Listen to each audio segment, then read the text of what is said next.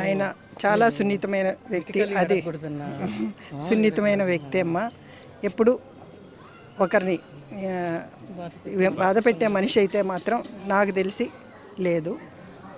అది మాత్రం నేను ఖచ్చితంగా చెప్పగలను. ఎక్కడ ఏ అరాచకాలు కానీ ఏ ఇది ఏంది అక్రమాలు అవన్నీ ఏమి చేయలేదు. నాకు తెలిసి ఏమి చేయరు, చేస్తారని కూడా నేను అనుకోను. తప్పకుండా అభివృద్ధి మాత్రం చేస్తారు.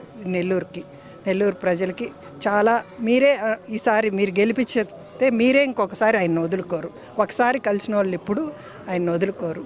అది మాత్రం ఖచ్చితంగా చెప్తున్నాను. చాలా బాగుంది రెస్పాన్స్. నేను దాదాపు ఒక 1 వీక్ నుంచి తిరుగుతున్నాను మేడంతో. చాలా బాగుంది. ఎక్కడికి వెళ్ళినా ప్రజలు బ్రహ్మరథం పడుతున్నారు. వాళ్ళకై వాళ్ళే స్వచ్ఛందంగా ముందుకొచ్చి మేము తిరుగుతాము మీతో పాటు, ఇంకా కూడా జగన్ రావాలి,